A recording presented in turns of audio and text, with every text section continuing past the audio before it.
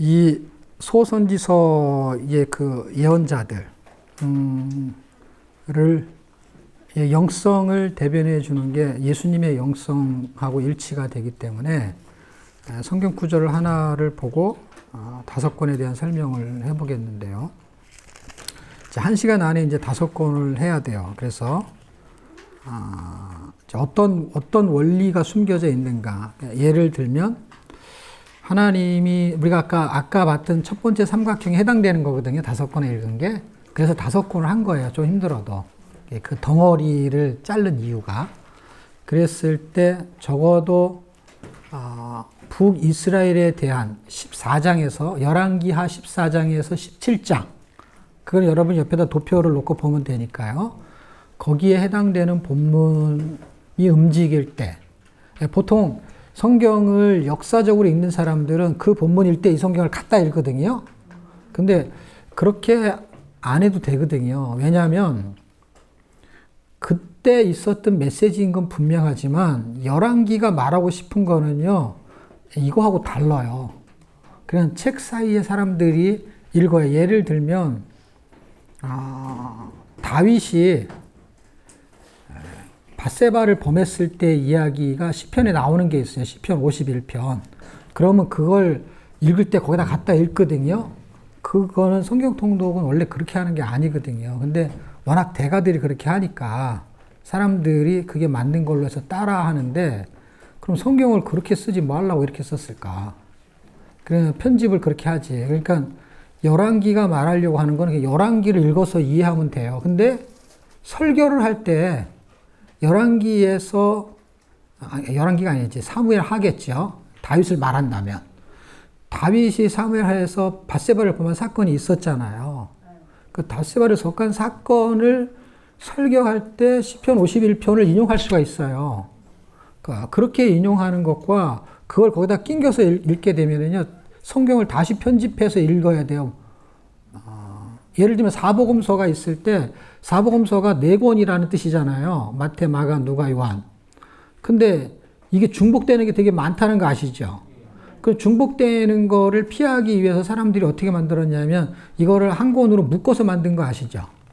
사복음서 대조표. 그건 성경 공부용이에요. 그러니까 성경 공부용이라는 건 뭐냐면 마태복음에서 나오는 이야기가 마가복음에서 나올 수도 있고 누가복음에 나오잖아요. 그거를 한쪽으로 몰아놓는 거야. 예를 들면 예수님의 공생애를 3년 6개월을 본다라고 하면은 1년쯤에 해당되는 걸 다 모아놓으면서 중복되는 걸 다 날려버리는 거예요. 그러면은 4권을 한 권으로 편집할 수가 있겠죠. 그런 책들이 있어요. 그럼 성경을 그렇게 복음서 한 권으로 만들지. 왜 마태, 마가, 누가, 요한을 만들었느냐. 그러면 그렇게 읽으면 잘못되냐. 잘못됐다는 뜻이 아니라 그렇게 읽어보고 그렇게 공부할 수가 있는데 그렇게 읽게끔 하려고 이렇게 만든 게 아니라는 거지. 그러니까 하나님이 바보가 아닌 이상에는 마태, 마가, 누가, 요한복음을 쓰게 하는 거에는 의도가 있고 초점이 달라요. 근데 우리가 4권 읽기가 너무 힘이 든 거야. 그래가지고 우리의 의도는 뭐냐? 당신의 의도하고 상관없이 내 편한 대로 다시 편집을 한 게 사복음서 대조표예요. 그러면 성경을 공부할 때 그렇게 하는 게 잘못됐냐? 아니죠. 그 성경 공부하기에는 인물 성경 공부, 그러면 마태복음에 있는 인물이든 창세기에 있는 인물이 인물을 빼서 공부하는 거잖아요. 당연히 인물 성경 공부죠. 그러나 복음서를 읽는 거에는 그렇게 읽는 거로 하게 될 경우에는 마태복음에서 말하고 싶은 거를 찾아낼 수가 없는 거예요. 마가복음에서 말하고 싶은 거에 특성이 있는 걸 찾아낼 수가 없는 거예요. 그냥 마가복음에 있는 이야기도 있고 마태복음에 있는 이야기도 있고 하면서 한 권으로 함축을 시키면서 이야기의 스토리의 전개가 공부할 때는 되게 좋은데, 왜냐하면 4권을 한 권으로 만들었으니 공부하기가 좋잖아요. 6월절, 첫 번째 6월절, 두 번째 6월절, 세 번째 6월절 이렇게 해가지고 그때 있었던 사건, 그러니까 삭개오의 이야기는 거기에 어디쯤 해당되고 이렇게 하면 공부하기가 좋겠죠. 그런데 왜 그렇게 안 쓰게 하셨을까? 하나님이 성령의 감동을 통해서 사람에게 쓰게 할 때 뭐가 부족해서 마태가 쓴 것이 부족해서 또 마가가 쓰게 하고, 물론 쓴 건 마가가 먼저 썼어요. 그리고 먼저 쓴 것을 왜 앞에도 안 놓고 마태, 마가 편집을 또 이렇게 했을까? 물론 유대인이 갖고 있는 성경과 우리가 갖고 있는 성경의 배열도가 틀려요. 구약성경 우리는 말라기로 끝나지만 그 사람들은 느헤미야 이런 쪽으로 끝나는 부분이 다르단 말이에요. 포로기의 끝이 나는 성전 재건, 의미 부여를 하는 것으로 끝을 내거든요. 그러니까 배열도 틀리고, 그러면은 우리가 갖고 있는 성경으로 공부할 때는 다양성 있게 공부하는 거는 전혀 문제가 없어요. 아까 말한 인물 성경 공부, 연대를 공부하든, 그 다음에는 사복음서 대조표로 공부를 하든. 근데 그렇게 읽는 것은요, 문제가 다른 거예요. 그렇게 한 번은 읽어볼 수 있어요. 그렇지만, 마태가 말하고 싶은 거를 통해서, 마태를 통해서 하나님이 말씀하고 싶은 대상이 있거든요. 그러니까 하나님이 대상에게 주는 강도에 초점이 있는 거예요. 그 마태복음을 읽었을 때 오는 그 감도가 마가복음을 통해서 읽는 거에 대한 감도가 느끼는 대상이 달라요. 그 느끼는 대상이 다른 것으로 기록한 목적이 있는 거를 혼합해 놓게 되면은 공부용 읽기가 되는 거고, 하나님이 만들어 놓은 의도의 목적에서 빗나가는 부분이 있을 수 있거든요. 그게 사복음서가 그렇고 시편이라든지 이사야서라든지 다른 성경들. 그러니까 열왕기상이든 사무엘상하든 그냥 쭉 읽죠. 쭉 읽으면서 지금 아까 말한 다섯 권의 책이 이제 열왕기 하 14장에서 17장에 해당되는 선지사가 움직일 때에 사실 아모스하고 호세아, 호세아, 요엘, 아모스인데 사실 세 명이 같은 시대로 보면은 호세아, 아모스, 그 다음 밑에 있는 가운데 중간에 있는 거를 제가 이렇게 대집구를 했으니까, 그 다음에 요나라는 거예요. 이게 760년경이란 말이에요. 열왕기하 14장에서 17장까지를 보는 거예요. 그러면 그때 북이스라엘이 멸망할 때 쓴 거잖아요. 그러면 멸망하게 된 이유를 설명한 게 이 책이에요. 그럼 역사서에 등장하는 열왕기 하의 멸망은 22장부터 시작이 됐을 거 아니에요. 아니 그 전부터 약간 분위기도 있었을 테고. 그거는 이제 열왕기 하는 남유다까지고 북이스라엘은 14장부터 17장까지 분위기가 있겠죠. 그거는 멸망했다는 얘기를 쓰는 거예요. 북이스라엘이 멸망했다는 걸 쓰는 거고, 그 다음에 남유다도 25장으로 멸망했다는 얘기예요. 그러니까 열왕기하 17장에서는 북이스라엘 멸망하고 25장에 가면 남유다 멸망하고 하는 이야기를 쓰는 거예요. 근데 왜 멸망했느냐에 대한 설명을 하고 있는 책들이 선지서의 책이라는 거예요. 이해가 돼요? 그러니까 멸망했다는 걸 딱 안 상태에서 이거를 별도로 읽어도 전혀 문제가 안 된다는 거예요. 왜냐하면 이게 어느 시대 때의 배경으로 쓴 건지에 대한 학습이 되기만 하면은. 자, 그런 감각을 가지고 이제 북이스라엘이 멸망할 수밖에 없는 거, 그 다음에 멸망하게 되는 상황 속에서 요나서의 시대를 760년으로 보든 아니면 다른 연대로 보든 어쨌든 니느웨란 아수르의 큰 수도죠. 니느웨. 그 성읍에 가가지고 복음을 외친 그거에 대한 선민 이스라엘과 이방인 아수르, 그리고 니느웨는 이제 대표성을 띠는 도시 이름이죠. 그러니까 아수르의 멸망에 대한 선포를 하게 되는 이유, 그 이유를 지금 마태복음 23장 23절에 예수의 영성이 그 8세기 예언자들한테 묻어나거든요. 그리고 그 북이스라엘의 역사적인 멸망이 이 책에서 설명이 되어지고 있는 거예요. 아무리 여러분이 열왕기 상하를 읽어도요, 왜 멸망했는지에 대한 얘기는 이렇게 서술하지 않아요. 근데 이거는 서술하고 있거든요. 그리고 그때 시대의 문화를 다 쓰고 있거든요. 그러니까 이거는 거기서 낑겨서 읽으면 더 헷갈리는 거예요. 멸망했다? 왜 멸망했는지 그거를 하나는 아모스를 통해서 하나는 호세아를 통해서 양면성을 보는 거예요. 하나는 사랑에 대한 애절한 마음이 있고 하나는 막 율법적으로 막 선포하는 마음이 있어요. 아모스 같은 경우는. 그리고 선지자가 부족했는지 남쪽에서 선지자를 올려보내요. 그래갖고 아모스가 외치거든요. 이 사람은 원래 선지자 출신이 아니에요. 선지자도 선지자 출신이 선지학교라는 게 있었고 옛날에는요. 제사장은 예를 들면 제사장 집안이라는 게 있어요. 레위 자손에 의해서 나오는 거니까. 선지자는 꼭 그렇진 않아요. 그런데 이 사람은 그냥 일반 농부였던 것 같아요. 근데 하나님이 이 사람을 선지자로 쓴 것이죠. 약간의 차별성은 있지만 어쨌든 영성이 굉장히 중요하거든요. 근데 예수의 영성이 하나님의 마인드이고 하나님의 마음이에요. 그것이 몇 개의 단어로 표출이 된다면 우리가 그것을 찾아내게 되면은 상당히 그런 키워드를 가지고 한 권을 읽어낼 수 있고, 그 다음에 열왕기를 읽을 때도 이런 분위기 때문에 결국 멸망할 수밖에 없구나. 그리고 이 왕은 하나님 보시기 악한 왕 이렇게 할 수밖에 없었구나. 그냥 왕이 말을 안 듣거든요. 선지자가 하는 말을. 그러니까 하나님의 말씀을 안 듣거든요. 23장 23절을 한번 보겠습니다. 찾으셨나요? 이 마태복음 23장 23절 외우기 좋죠. 2323 한번 같이 읽어요. 시작. 화 있을진저 외식하는 서기관들과 바리새인들이여 너희가 박하와 희양과 근처에 11조를 드리되 율법이 더 중한 바 의유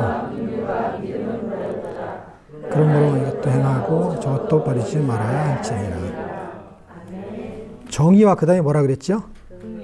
긍휼. 그 다음에 믿음. 저희 개혁성경에는 의인신. 정의라고 했었잖아요. 정의는 아모스의 정의가 많이 묻어나고요. 인으로 나온 것은 긍휼이잖아요. 호세아의 헤세드를 말하는 거예요. 그러니까 여기서 정의 나오면은요, 이게 미스파트예요. 이거를 반복하고 있다는 게 계속해서. 그 다음에 인 나오는 것이 헤세드, 긍휼, 사랑. 그 다음에 신, 그거는 믿음이거든요. 근데 이거를 중요하게 여긴다는 거예요. 그러니까 하나님은 11조를 드리는 거에 대해서 그거는 당연히 드리는 거는 좋다.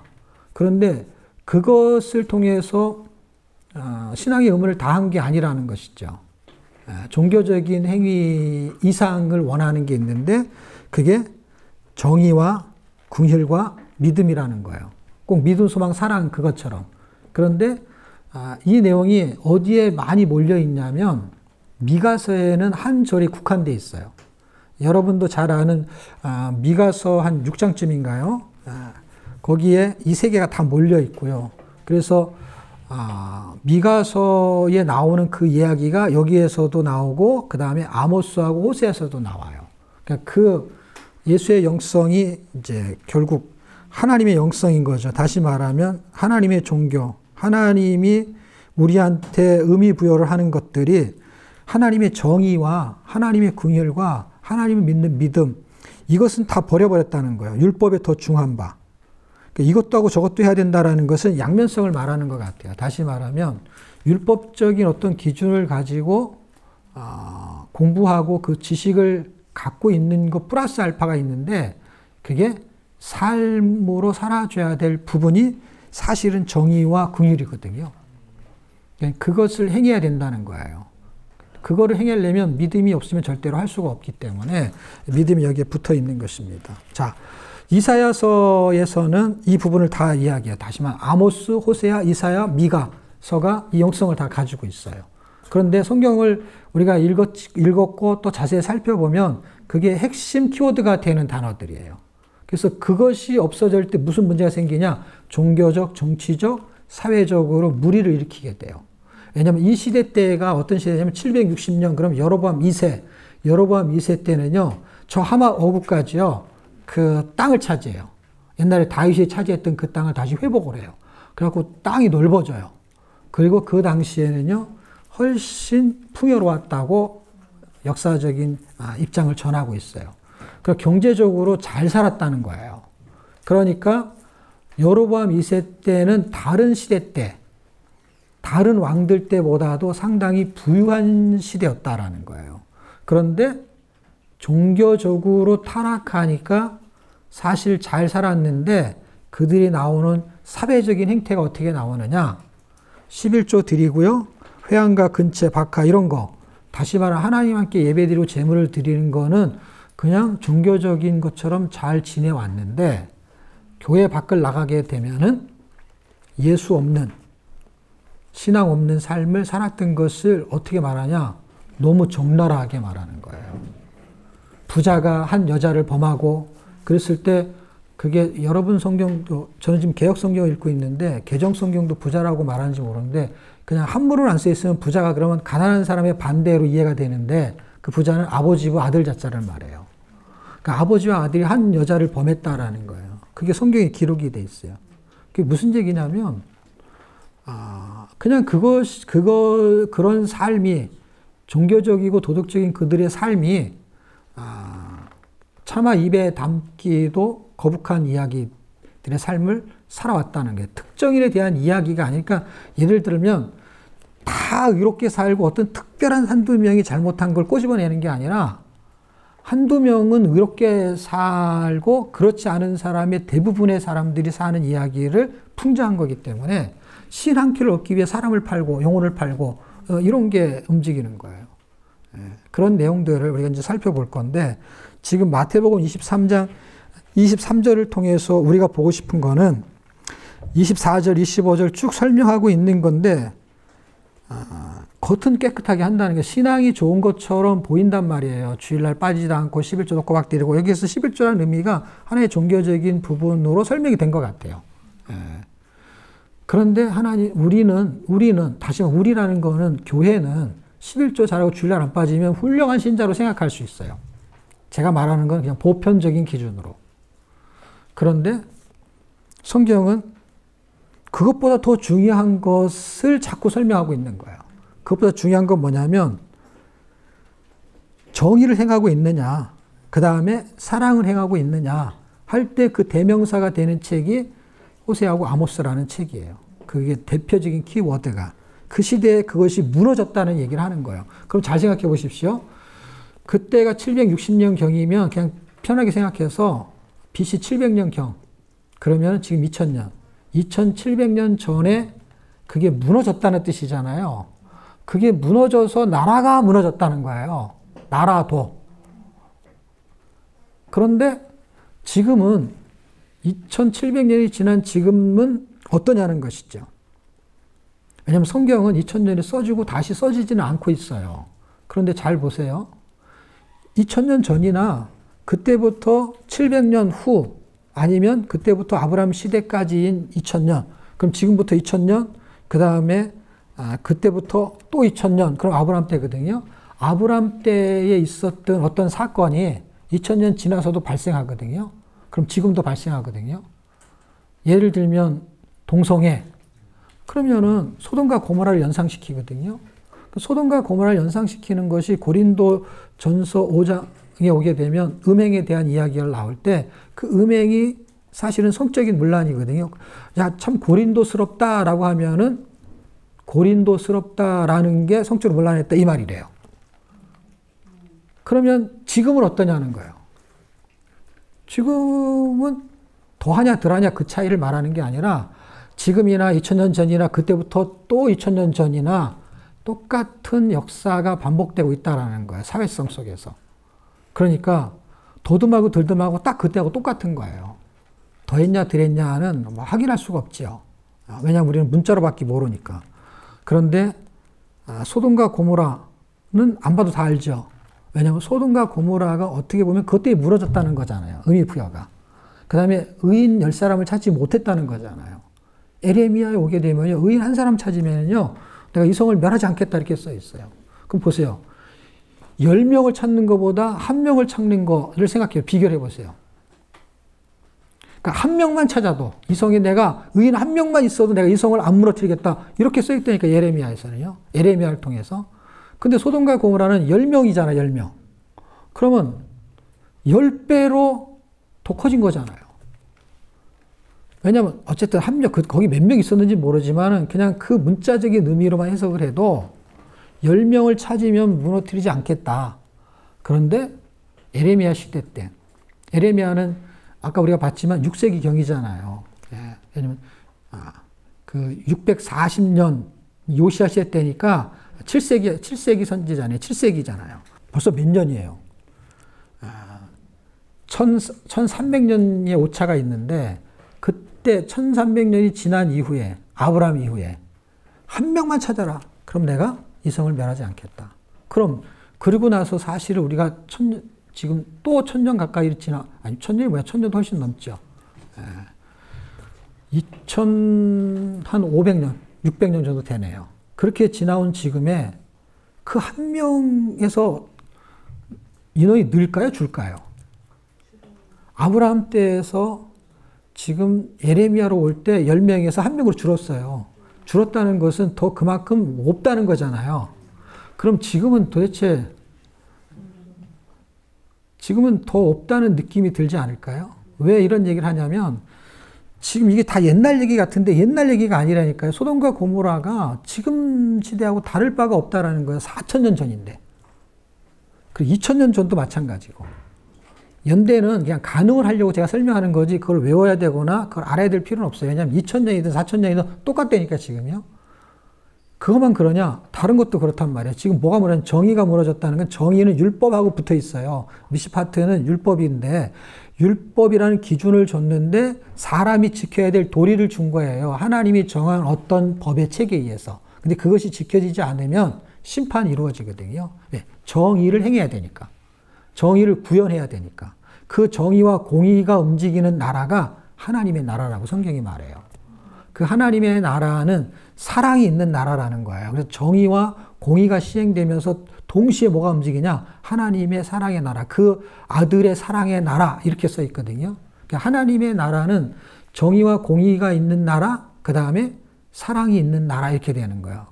그러니까 십자가 딱 뜨면은 사랑만 있는 게 아니라 공의와 정의가 움직이니까 심판이 움직이는 거예요. 미스파트는 심판이 움직이기 때문에. 그런데 하나님의 정의가 세워지게 되는 것이죠. 그래서 이 양면성을 지금 뭐 한 30분 정도 남았는데 이 양면성을 제가 설명을 하려는 거거든요. 어차피 내용 설명을 다 할 수는 없고, 근데 내용 설명을 하자면은 키워드 설명을 할 수밖에 없고 장별 설명을 제가 못 하거든요, 지금. 그럼 이제 한 권씩 공부해야 되는데 그렇게 되면은 이렇게 12권을 1박 2일에 다 할 수가 없잖아요. 그래서 어쨌든 지금 키워드가 되는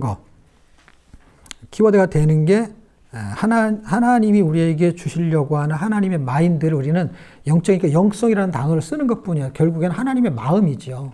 하나님의 마음과 하나님의 계획은 결국 당신의 백성을 만들고 당신의 나라를 세우려고 하는 그 기준이 정의와 공의가 시행되는 나라. 그런데 우리가 잘 알듯이 아모스는 정의와 공의가 시행이 안 됐다는 거잖아요. 예. 그리고 그런 나라를 완성하고 만드는 분이 예수님밖에 없다는 거예요, 결국에는. 인간 나라에서는요, 이상적인 나라의 상을 만들어 놔도 안 돼요. 그래서 이상적인 걸 만들다 보니까 그럼 자본주의 문제가 생기는 것 같아. 왜? 물질이 우선권을 두니까. 그래서 부익부 분익빈이 되니까 잘 사는 사람은 너무 잘 살고 못 사는 사람은 너무 못 사니까 이걸 개혁해야 된다. 그럼 사회주의가 또 움직이는 거거든요. 사회 환원을 해야 된다는 거예요. 사회주의가 다른 쪽으로 말하면은 좋은 쪽으로 말하면 되게 좋은 건데 잘못 말하면 약간 공산주의 성향을 가는 것이죠. 공산이라는 것도 사실은 나눠 쓴다는 개념이거든요. 그러니까 나눠 쓰니까 그냥 일을 안 해버리는 거거든요. 다 똑같이 나눠주니까 일을 많이 한 사람이나 적게 한 사람이면 분배를 똑같이 한다고 하니까. 근데 자본주의는 일을 많이 한 사람은 많이 가져가고 적게 한 사람은 적게 가져가니까 그게 또 어떻게 보면 합리적인데 이 사회적인 구조의 문제점 때문에 또 못 가져가는 사람은 전혀 또 못 가져가는 거예요. 그럼에도 불구하고 사람들이 자유주의를 선호하는 것 중에 하나는 자본주의적인 성향을 갖고 있대요, 인간은. 더 많이 갖고 싶어 하는 게 자본주의 성향이잖아요. 그래서 파이가 있는데 그러니까 예를 들면 큰 파이가 있고 작은 파이가 있고 어쨌든 파이가 있어요. 그러니까 그런데 균등하게 분배를 한다는 거는 크든 작든 일관성 있게 나눠주는 거잖아요. 그래서 피자를 시키면 무조건 8조각이잖아요. 8조각. 아주 균등하게. 큰 파이든 작은 파이든 무조건 8조각. 4조각으로 자르면 안 되나? 그러니까 내 식구들 먹기 좋게. 3조각 자르면 3식구. 근데 파이를 정확하게 균등하게 나누면 그게 공산이 되는 거예요. 그래서 똑같이 나눠 갖는 거예요. 그럼 공의가 시행되는 것 같은데 그렇지 않은 이면이 또 있다는 거예요. 이 자본주의는 파이를 갖고 있는데 똑같이 나눠 갖는 게 더 많이 일한 사람이 더 많이 가지고 적게 한 사람이 적게 가지고 가는 거예요. 그런데 공평하게 나눠 갖는 거의 파이에서 나눠 가진 그 크기가 다 똑같은 그 크기가 있을 거 아니에요. 그 크기와 자본주의 사회에서 일을 적게 하고 제일 작게 가지고 가는 파이가 있잖아요. 그 파이하고 대보면 이 파이가 더 크대요. 그래서 자본주의를 성향상, 물론 그렇지 않은 사회주의적인 영향을 가진 사람들은 이거를 추구할지는 모르겠어요. 그러나 성경이 요구하는 것도 공평한 거예요. 그런데 공평한 사회가 인간이 사는 동안에 이루어지지 않거든요. 공산주의 사회에서도 말이 공산주의지 아니잖아요. 잘 보면. 자본주의보다 더 나쁘잖아요. 갖고 있는 기득권이 세력이 더 많은 파이를 갖거든요. 말은 공산주의인데 자기도 그럼 똑같이 가지면 자기는 더 많이 갖거든요. 권력도 더 많이 갖고 기득권도 더 많이 부리고 그 다음에 자유도 빼앗고 그런 양면성을 가지고 있어요. 다시 말하면 성경이 말하고 있는 논리적인 이야기나 사람들이 말하는 이론적인 거는 굉장히 선하고 아름답고 좋은데 그걸 그대로 현상에 나타내지를 못하는 약점을 인간이 갖고 있는 거예요. 그거를 정리해 주는 것이 지금 하나님이 이 세상에서 하나님의 나라를 세우고 싶은 그 나라가 공평한 나라라는 거예요, 사실은. 그 다음에 정의가 움직인다는 거예요. 그리고 성령이 임하게 되면 그게 이루어진다는 것일지로. 그리고 요엘서에서 말하는 그 성령이 이제는 만민에게 부어준다. 옛 구약에서의 성령, 하나님의 신, 이건 성령으로 말하든 하나님의 신이 말하든 영으로 말하든 사실은 의미 부여는 같아요. 그래서 그냥 편하게 신학적인 개념으로 말하면 성령이 임하는 거죠. 말하자면 하나님의 신이니까, 하나님의 영이니까. 그런데 구약에서는 하나님의 영이 특정인에게만 임했었어요. 그런데 이거를 깨버리겠다는 거예요. 성경은요, 약간 보수적인 성향을 가지고 있는 신앙생활을 해야 되지만 성경이 추구하는 것은 상당히 진보적인 개념인 거예요. 개혁적이에요. 무슨 얘기예요? 여태까지 별일 없이 살고 있었는데 이걸 자꾸 깨버리는 거예요. 개혁이 일어나는 거예요. 종교개혁이 일어났듯이 뭔가 개혁이 일어나는 거예요. 삶의 변화가 일어나는 거야. 어떤 기준에 의해서? 성경적인 기준에 의해서 세상에서 살고 있는 단편적인 삶을 자꾸 깨버리는 거예요. 기득권을 깨버리고 고리타분한 걸 깨버리는 거예요. 근데 언제 깨지느냐? 내가 깨고 싶다라는 생각을 가질 수는 있어도 잘 안 된다는 거예요. 근데 언제 그게 깨지느냐? 성령이 임하면 그게 깨져버리는데 그게 만인 제사장설이 있는 것처럼 성전에 여러분 휘장이 찢어지면서 만인 제사장설이 있었잖아요. 그런데 이거는 만인에게 뭐가 등장하냐면은 성령이 임하는 거예요. 누구한테도, 종한테도 임한다는 거예요. 옛날에 여자들을 숫자로 치지 않았던 그 시대 때에도 여자한테도 임한다는 거예요. 남종, 여종, 종. 그때를 말하는 그 종은 진짜 종을 말하는 거예요, 종을. 그들에게도 임한다는 거예요. 그것이 역사 속에서 실제 드라마틱하게 전개된 것이 우리가 잘 아는 오순절 마가다락방 성령의 역사가 일어난 것이죠. 그때 나타나는 종교적인 역사가 방언도 하게 되고 예언도 하게 되는 거예요. 그런데 도덕적인, 사회적인 개혁은 어떻게 일어나느냐? 아까 말한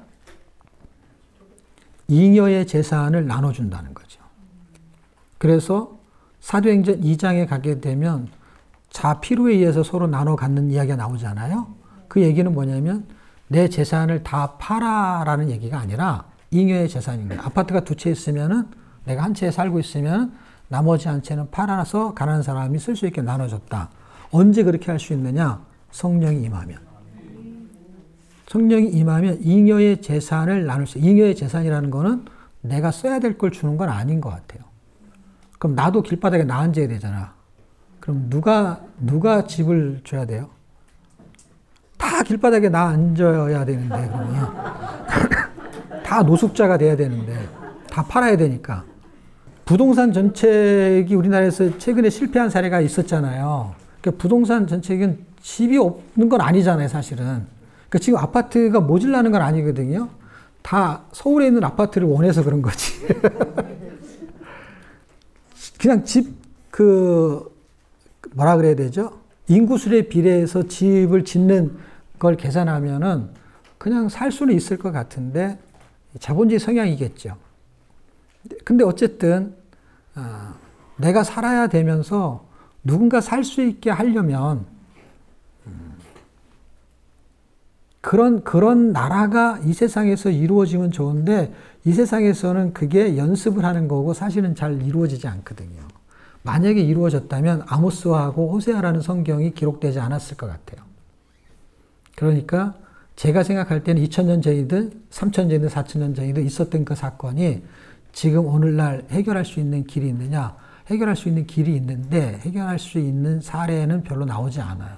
그러니까 교회마다 정말 능력 있는 목사님이나 교인들이 어떤 변화에 의해서 이렇게 부분적인 사례들은 있을 수 있다고 생각을 해요. 뭐 땅을 샀는데 그 땅이 값어치가 갑자기 오를 수 있는데 투기하지 않고 뭐 오른 값으로 안 판다든지 뭐 뭔가를 할 수 있겠죠. 그런다고 해가지고 변화 일어나지 않지만 그들은 뭔가 어떤 기준에 의해서 그들이 뭔가 손해를 보겠다고 작정을 하는 신앙이 있겠죠. 그렇지만 그게 사회 전반적인 개혁을 일으키는 영향력을 여태까지 행사한 적은 없었다고 본다면 아마 이 상태에서 별로 진전은 없지 않겠는가. 왜? 종말이라는 것은 뒤로 갈수록 멸망에 가까운 것이지.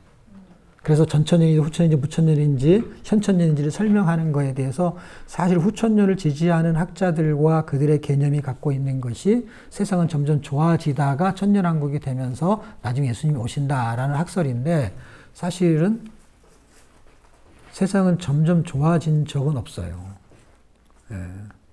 문명이 좋아진 것이죠. 문명이 좋아지면서 정이 떨어지기 시작했잖아요. 우리나라가 옛날이라는 걸 몇 년 이렇게 말 안 하고 그냥 옛날에라고 생각하면서 생각해 보세요. 옛날에 집에 문을 잠그고 살았던 시골 사람들이 있었을까요?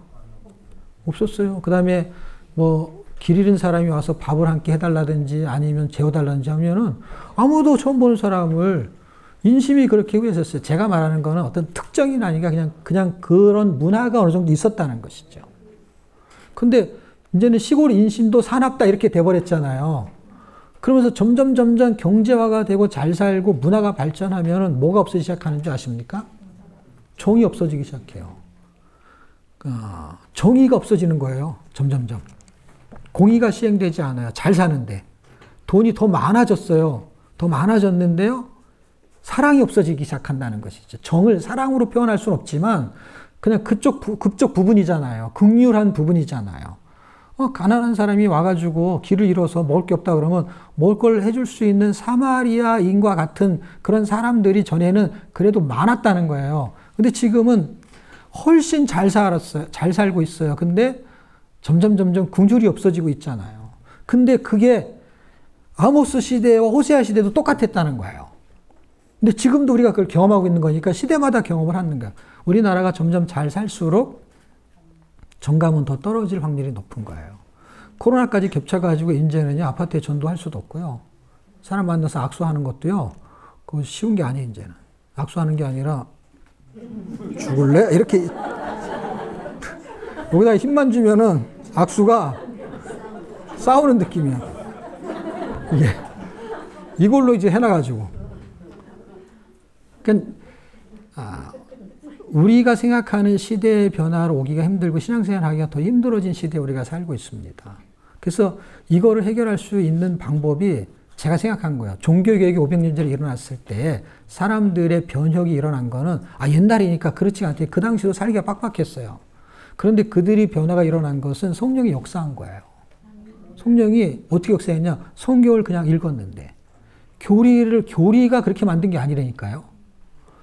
성경 공부가 그렇게 만든 게 아니니까요. 왜냐하면 성경을 읽지 못했던 시대에도 성경 공부는 있었다니까요. 왜냐하면 그 제자들, 그 다음에 그 속사도, 그들, 교부들, 그렇게 쭉 와갖고 교황이라는 시대를 다 거쳐가면서 쭉 뒤로 계속해서 우리 쪽으로 오는 그 시대 종교개혁이라는 것을 거칠 때만 하더라도 그들이 수도사들도 있고 성경을 잘 가르치는 사람들이 있었을 거예요. 교리를 가르치고 물론 허황된 이상한 이야기를 가르치는 사람도 있었겠지만 그런데 그걸로 사람이 변화되진 않고 자국어로 번역된 성경을 자국어로 읽고 변혁이 일어났거든요. 그러면 아까 말한 종교적인 타락이든 도적인 타락이든 그때나 지금이나 똑같아요. 그러면 성령의 역사도 그때나 지금이나 똑같죠. 그리고 생각해 보시죠. 성령의 역사는 어두울수록 강하게 나타나는 거 아십니까? 왜냐하면 엘리야한테 엘리사가 자기한테 기도를 해달라거나 뭐 이렇게 그분이 선생이니까 네가 이제 내 뒤를 이어라 그러니까 자기는 못합니다 하다가 이걸 해야 되니까 어떻게 하냐면 자기한테 갑절의 은혜를 주시고 능력을 달라고 했잖아요. 근데 그 갑절의 능력이 왜 필요했냐면요. 엘리야 시대 때보다 더 악한 시대가 엘리야 시대거든요. 엘리사 시대거든요. 왜? 가뭄이 올 때요. 엘리야 시대 때는 3년 6개월인 거 아세요? 야고보서에 써 있잖아요. 3년 6개월 동안 비가 오지 않고를 야고보서에 쓴단 말이에요. 근데 엘리사 시대 때는 몇 년인 줄 아세요? 곱하기 2 하면 돼요. 7년이에요, 여러분. 갑절의 능력이 왜 필요했냐? 갑절로 힘들었기 때문에. 얼마나 그렇게 그걸 계산하고 다 성경이 그렇게 썼는지 안 썼는지 그것 때문인지는 모르겠어요. 근데 설명하기가 좋잖아. 3년 6개월이었는데 7년이야. 만약에 3년이었으면 6년이었을 텐데. 예를 들면. 어쨌든 이게 맞는 건지 틀린 건지 모르지만 갑절의 능력이 더 필요한 시대에 살았던 건 분명했던 것 같아요. 그러면 지금은 어떠냐는 거예요. 지금은 그때가 엘리야 시대고 지금 엘리사 시대와 같은 거예요. 더 능력이 필요한 거고 그 능력은 성경 공부로 온다면요. 공부 열심히 하면 되겠죠. 근데 생각해 보십시오. 우리가 살았던 시대보다 훨씬 오래전에 살았던 우리의 선배들이 있잖아요. 주기철 목사님, 손양원 목사님, 그분들의 시대와 우리 시대의 신학적인 지식의 성경 공부가 언제가 더 활발하게 발달이 됐을까요? 지금이잖아요. 그러니까 성경 공부는요, 변화가 일어나는 것이 아닐 수 있다. 그게 필요 없다라는 뜻으로 오해하면 안 돼요. 그런 공부가 수준으로 치면은 그때보다 지금이 신학적인 지식이 조금이라도 더 낫다라는 거예요. 평가를 하면은. 그런데 신앙적인 수준은 그때가 더 나았던 것 같아요. 그러니까 이거는 성경의 지식하고 비례하지는 않을 수 있다. 그러니까 굉장히 성경을 많이 아는 게 잘못됐고 문제가 있다 이 뜻은 전혀 아니고 그것이 주는 혜택과 의미와 성령의 역사에서 주는 신앙의 변화는 다른 용도에서 발생할 수 있다는 거예요. 그래서 저는 그게 성령의 역사라고 보는 거예요. 성령의 역사로 보는 거에 균형을 잡기 위해서는 신학이 필요한데 그런데 이 양날개를 다 갖고 있어야 되는 거예요. 그래서 분명한 신학을 가지고 있으면서 분명한 신앙생활을 하려면 성령이 역사하지 않으면 그냥 신앙생활이 건조한 거예요. 머리로서는 풍성한데 삶을 살 때는 딱 호세아하고 아모스와 같은 삶이 똑같이 연출이 되는 거예요. 여기서부터 또 1000년이 지난다. 그래도 마찬가지일 것 같아요. 그래서 일관성 있게 가장 중요한 프로그램을 성경 읽으면 다 되냐 그런 뜻은 아니라 성경을 공부하는 것보다 성경을 읽는 것이 훨씬 유리할 수 있다. 왜? 공부는 어차피 할 거니까. 하지 말라고 하지도 않고 교회는 이미 성경을 공부한 목회자들이 다 자기의 부서를 맡아가지고 일관성 있게 성경 공부가 추진이 되고 있다라는 것이죠.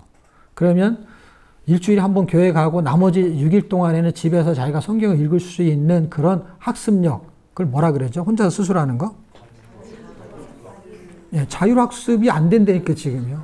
스스로 읽어낼 수 있는 힘만 기르면 그러니까 성경 공부하지 말고 성경만 이 뜻이 아니라 얼마든지 성경 공부는 하게끔 돼 있는 구조가 이미 돼 있다는 거예요. 그래서 강조를 안 하는 것뿐이지 필요 없다는 게 아니에요. 그건 당연히 해야죠. 남들이 왕 이름 외우면 나도 외우면 되니까. 예, 나는 히스기야, 요시야, 내가 이게 중요한 것만 외운다. 하여튼 나는 한 놈만 팬다 뭐 이래가지고 막 중요한 거. 어차피 다 외워도 다 잊어버려요. 3개 오면 딱 3개만 잊어버리는 거예요. 그러니까 손해볼 게 없는 거예요. 적게 한다고 해서 손해볼 게 없어요. 이제 다 많이 공부해놔도요. 나이 먹으면 다 잊어버려요. 여러분 전화번호 어떤 사람은 자기 전화번호 못 외운다는 사람 있잖아요. 핸드폰을 봐야지. 핸드폰 잊어버리면은요, 집에도 못 가. 내비게이션도 없지. 긴급 전화해야 되는데, 긴급 전화 뭐, 기억나는 게 없지, 하나도. 자기 번호 겨우 기억해서. 자기한테 전화해서 뭐, 전화하기를 잊어버렸는데. 지금 핸드폰이 굉장히 중요한 시대가 돼서 핸드폰이 없어지면요, 멘붕이 와요. 거기에 막, 그것만 있어요. 막, 거기에 그, 은행, 그 계좌 계산한 거 그걸로 다 하는데 큰일 나는 거야 이게. 그러니까 사회가 발달하고 뭔가를 가지고 있지만 진짜 중요한 걸 우리가 놓치고 있는데 지금 마태복음에서 말하는 건 놓치지 말아야 될 게 있는 거를 아모스와 호세아서에서 말하고 있고 요나서는 약간 다른 분위기를 말하고 있는 것 뿐이에요. 그런데 그게 옛날 이야기의 성경 공부로 공부한다면 그냥 내용만 공부하면 끝이에요. 근데 그것이 예수님 시대 때 지금 우리한테 계속 해주는 말은 뭐냐면 하나님의 나라는 이런 나라라는 거예요. 그러니까 이런 나라가 되는 거에 대해서 알았다고 치자고요. 그것도. 내용도 다 알고 앞으로 해야 될 거 다 알았어. 근데 그게 되냐고요. 지금 제가 하고 싶은 얘기는 이거는 100% 몰라도 오늘 모르면 내일 그 다음 신앙생활 계속 하니까 올해 모르면 내년 해서 알아갈 거란 말이에요. 그래서 알았다고 치자고. 어느 순간에 여러분은 여러분 때 알았든지 아니면 10년 후에 알든지 간에 알아질 거고 알았다고 쳐요. 알았다고 쳤을 때에 그게 알면은 그렇게 될 거냐고 할 때 제가 볼 때는 알아도 안 되는 부분이라는 것이죠. 그러면 알아야 될 건 알아가면서 알아도 안 되는 부분을 병행해야 된다고 생각하는 거예요. 제 입장에서는. 그게 뭐냐면 알아도 안 되는 것을 알아도 되게끔 할 수 있는, 그러니까 몰라도 되게끔 하는 성령의 역사가 우리보다 전에 있었단 말이에요. 100년 전에. 그러니까 우리는 이것을 알고서 못하는 거 그들은 모르고도 했던 거예요. 성령의 역사였기 때문에 우리만큼 모르고. 근데 우리는 그보다 더 알고도 못할 수 있는 거예요. 뭐가 없으면? 성령이 우리한테 역사하지 않으면. 그러니까 성령이 역사하는 것이 얼마나 중요하냐라는 것이죠. 그랬을 때 요엘서하고 오바다가 설명해주는 그 요엘서가 성령에 대한 이야기를 해주고 있다는 거예요.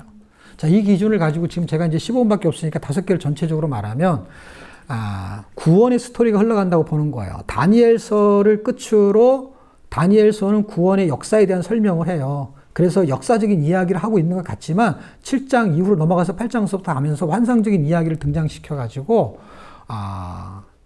2장과 7장인가요? 2장과 7장을 요한계시록 13장하고 연결시켜가지고 바다에서 짐승이 올라오는 그것을 그 금신상의 이야기를 세상날의 우상을 보면서 71회에 대한 설명을 하잖아요. 그 71회에 대한 설명이 결국에는 종말에 대한 설명을 하고 있는 거예요. 그 이야기가 정말 요한계시록 묵시록처럼 이렇게 붙어 있는 책이죠. 그러니까 구약의 묵시록이 이제 다니엘서와 같은 거죠. 그 구원의 시나리오에 대한 구원의 역사를 써놓고 구원이 어떻게 실행되느냐 하는 걸로 제가 연결고리를 삼거든요. 성경을 쫙 설명을 할 때는. 그런데 그 다음에 출발하는 첫 번째 책이 호세아예요. 그래서 호세아를 통해서 하나님이 말하고 싶은 것은 고멜과 호세아는 실제적인 사례에 대한 설명일 것 뿐이고 하나님이 하시고 싶은 이야기는 하나님이 우리를 사랑한다라는 말을 하고 싶었던 것 같아요. 그런데 내가 너를 사랑하는데 여러분 이렇게 설명하면 쉬울 것 같은데 짝사랑이라는 거는 설명을 다 아시죠? 그래서 짝사랑이라는 건 뭐냐면 누군가가 나를 사랑하는데 나는 또 딴 사람을 사랑하는 거야. 그렇게 삼각관계 뭐 이렇게 됐을 때 세 사람이 있다고 쳐요. 그럴 때 한 사람은 하나님이고 한 사람은 나고 한 사람은 세상이야. 그래갖고 하나님은 나를 자꾸 사랑한다고 해. 근데 나는 눈길을 안 주고 눈길을 어디다 주면 이쪽에다 줘.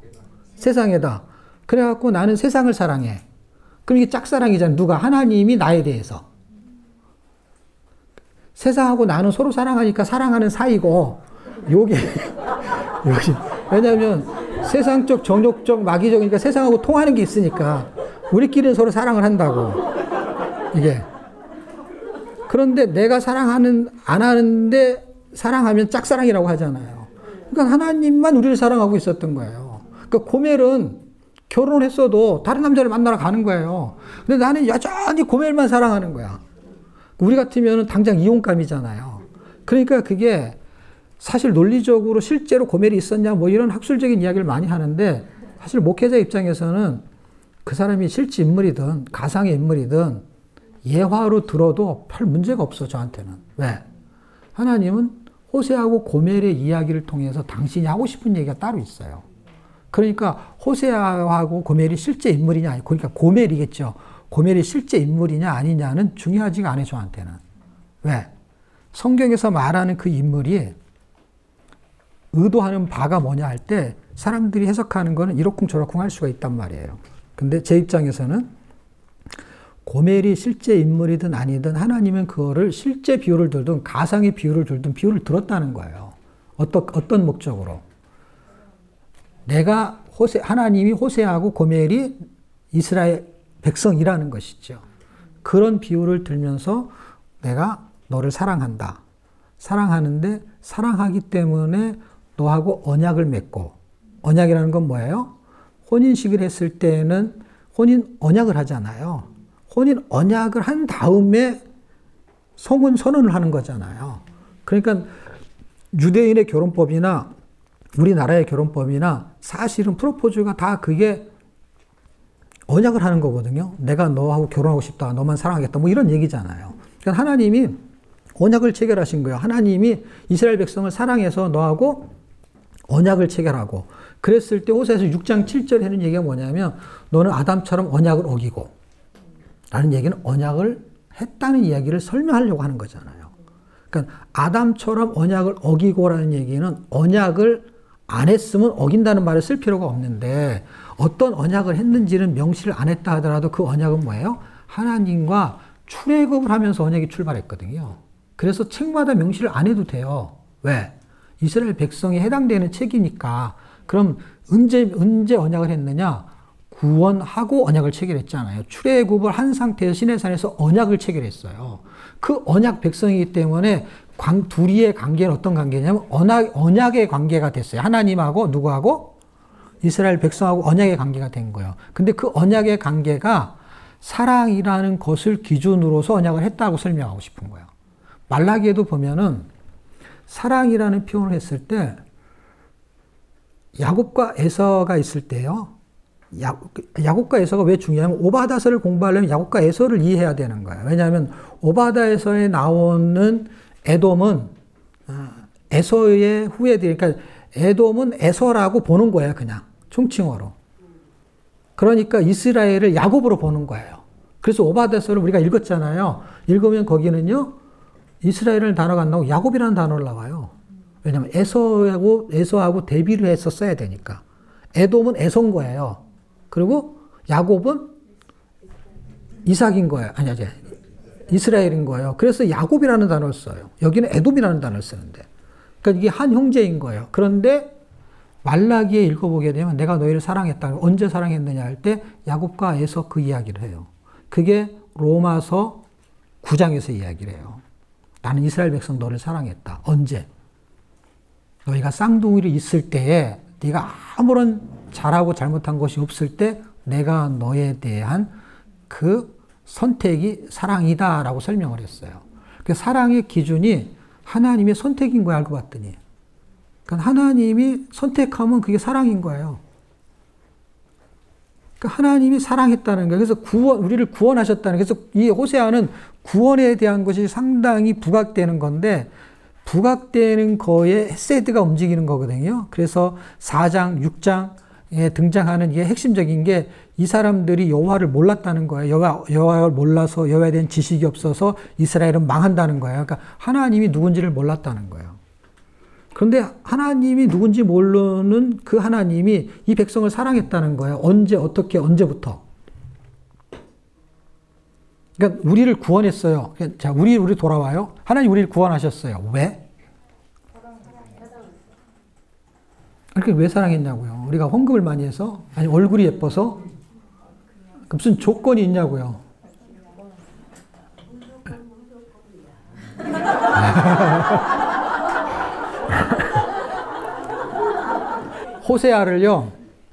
호세아를 제가 제목을 정했어요. 호세아의 스토리의 내용은 하나님의 사랑이라고 하면 틀리지 않아요. 그러니까 주제가. 그래서 하나님이 사랑했다는 거야. 그런데 하나님이 사랑해서 구원이 발생한 거잖아요. 왜냐하면 하나님이 세상을 이처럼 사랑하사 독생자를 주셨으니 이는 저를 믿는 자마다 멸망치 않고 구원을. 그러니까 하나님의 사랑이 구원을 발생시켰잖아요. 그러니까 우리가 구원받은 것은 사랑 때문이니까 호세아서는요, 구원의 근거를 설명하고 있었던 거예요. 내가 구원받은 근거. 그래서 제가 보는 거는 지금 내용을 말하는 게 아니라 그 내용이 구원이라는 스토리에 처음 끌고 가는 게 뭐냐면 하나님 우리 사랑해서 언약을 체결하고 그 언약을 체결한 것을 통해 가지고 우리를 혼인을 해요. 그래서 부부관계가 돼요. 그래서 진짜 남편이라는 얘기가 나오는 거 보셨잖아요. 2장쯤에 가면은 남편에 대한 이야기가 나와요. 그리고 제가 시간이 많으면 그 남편에 대한 이야기를 요한복음 4장에 있는 수가성 여인하고 연결시킬 거예요.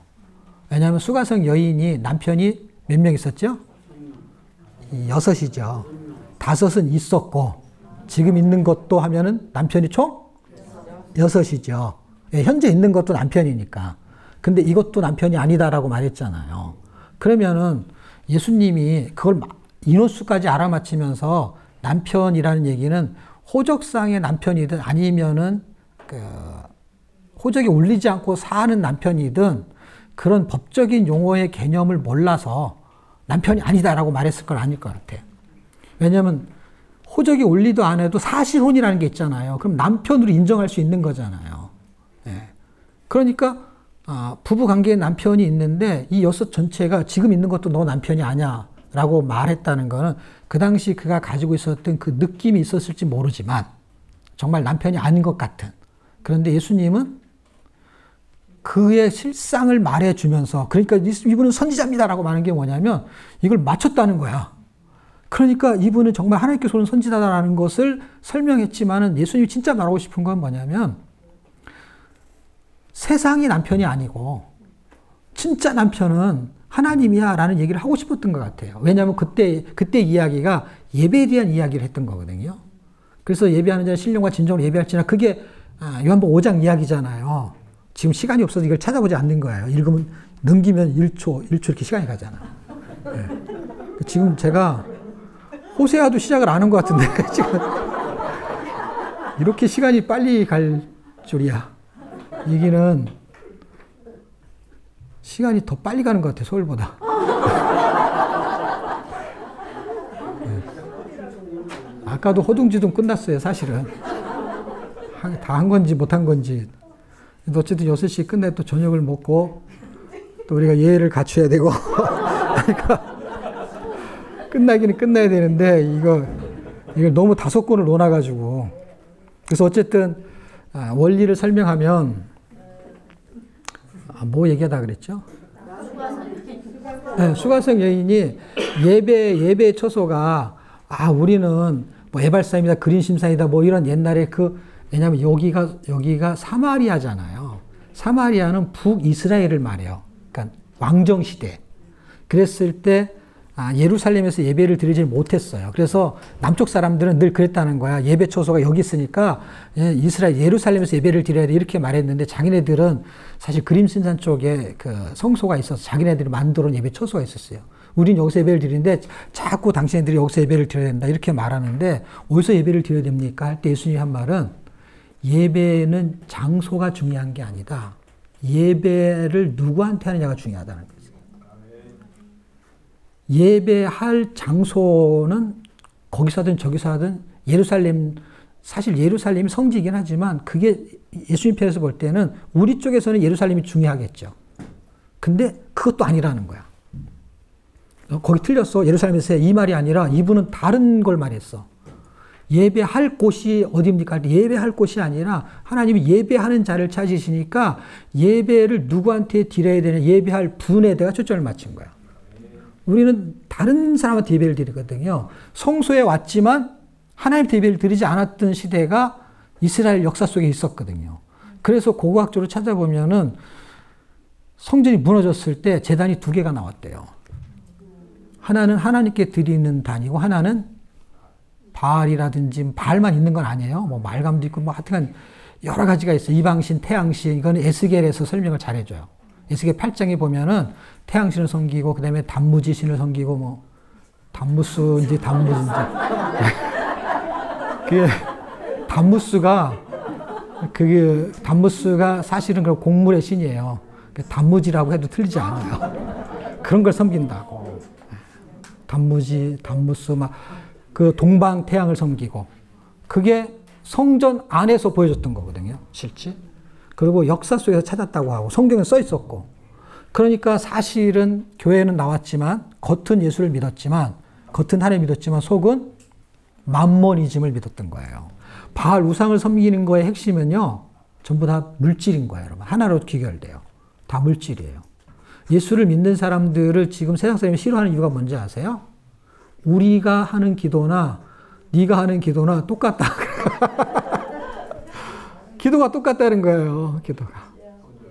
기도가 그럼 달라야 된다. 그 사람들이 생각할 때 달라야 된다고 생각하는 것이 교회에서 말하고 있는 거하고 일치해요, 진짜로. 근데 그들이 구하는 거나 우리가 구하는 게 뭐가 틀리냐 이거거든요. 그게 지금 비난을 받고 있는 이유 중에 저는 굉장히 크다. 근데 그것이 호세아, 아모스에 있는 이야기라는 거예요. 그게 똑같은 이야기. 그게 공부하면 너무 신비한 거예요. 왜냐하면 옛날 이야기 갖고 정말 이랬을까 하는데 지금도 그러고 있다는 것이죠. 내가 안 그렇거나 내 주변에서 볼 수가 없었던 것 뿐이죠. 자, 호세아서의 이야기는 구원의 근거를 설명해요. 그래서 하나님이 우리를 사랑해서 구원받은 것이 우리가 잘나서 구원받은 건 아니에요. 그런데 그럼 구원을 하는데 됐다 구원 이런 것이 아니라 구원에는 스토리가 있어요. 그래서 호세아 다음에 호세아 다음에 요엘서가 지나가잖아요. 3장밖에 안 돼요. 근데 2장쯤에 가면은 1장과 2장에는 여호와의 날이 등장하고 황충, 메뚜기가 등장을 해요. 그런데 이게 요한계시록에 보면은요. 9장쯤에 가면은요. 황충이 등장해요. 이게 첫 번째 화예요. 화가 세 개가 움직이는데요. 요한계시록에서 예수를 믿지 않는 사람한테 인을 치지 않은 사람한테만 황충이 움직이게 했어요. 그게 뭐 예를 들면 요한계시록 공부하면 7인 나팔 대접 이런 게 있잖아요. 이런 게 움직이는 거에 뭐 현혹될 필요가 없어요. 이거는 막 학설이 되게 많고 제가 이번에 요한계시록을 다 써가지고 이제 조만간에 이제 나올 거예요. 다 써가지고 이제 편집을 해야 되는데 좀 다른 게 밀려가지고 뭐 천년설이든 그 다음에 이 세 가지가 움직이는 거에는 양면성이 있어요. 그러니까 복합성이 있어요. 그러니까 이게 물고 들어가는 것도 있지만은 개체로서의 설명과 하나로 설명, 직렬과 병렬로 설명이 다 가능한 거를 내놓아야 돼요. 그러니까 직렬, 병렬 해도 전기가 다 통해야 된다는 거예요. 다시 말하면 인, 나팔, 대접이 이렇게 점층법을 쓰는 거에 대한 부분이 있고 그 다음에 하나의 객체로서도 설명이 돼요.